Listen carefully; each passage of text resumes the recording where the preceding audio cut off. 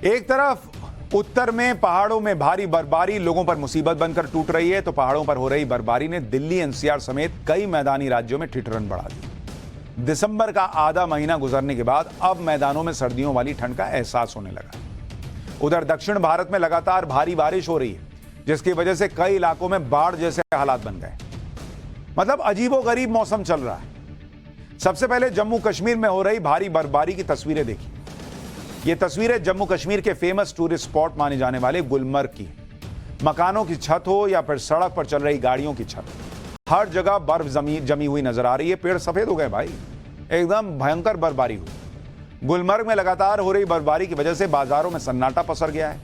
दुकानें तो खुली हैं, लेकिन बर्फबारी की वजह से लोग घरों में कैद हैं। इतनी बर्फ में कौन निकलेगा बाहर? सिर्फ जरूरी काम के लिए ही लोग बाहर निकल रहे हैं और पूरी तरह से मतलब कपड़े में पैक होकर बाजार पहुंच रहे हैं। गुलमर्ग की एक और तस्वीर देखिए। पिछले कुछ दिनों में इतनी बर्फ गिर चुकी है कि पहाड़ और पेड़ बर्फ की सफेद चादर से ढक गए। अब जम्मू कश्मीर में जम्मू की एक तस्वीर आपको दिखाता हूं कि वहां कैसे ठंड बढ़ी।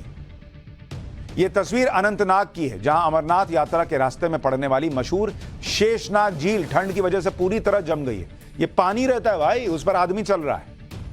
तस्वीर में जिस जगह यह शख्स खेल रहा है, कूद रहा है, वो एक झील है और ठंड की वजह से झील का पूरा पानी ही जम गया है। जम्मू के कटरा में मौजूद वैष्णो देवी मंदिर में भी सीजन की पहली बर्फबारी हुई। इस दौरान वैष्णो देवी माता के दर्शन के लिए पहुंचे श्रद्धालु बर्फबारी का मजा लेते हुए दिखाई दिए। बर्फबारी शुरू होने के बाद जम्मू कश्मीर में पर्यटकों की संख्या तेजी से बढ़ गई है, लेकिन गुलमर्ग में भारी बर्फबारी की वजह से वहां ऊंचे इलाकों में पहुंचे कई पर्यटक फंस भी गए, जिसके बाद सेना ने रेस्क्यू ऑपरेशन शुरू किया और बर्फबारी के बीच फंस गए 60 से ज्यादा पर्यटकों को बचाकर निकाला।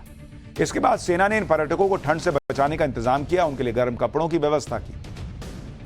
वहीं गुलमर्ग में लगातार हो रही बर्फबारी की वजह से कई रास्ते बंद हो गए।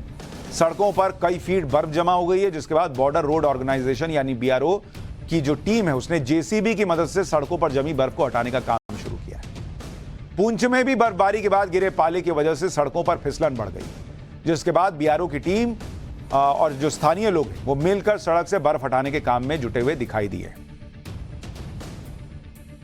तो अब बर्फबारी और ठंड में तो ब्रेक नहीं लगने वाली बॉस, ये मान के चलिए। स्वेटर वेटर नहीं निकाले हैं तो अब निकाल लीजिए, जबरदस्त ठंड पड़ेगी अब।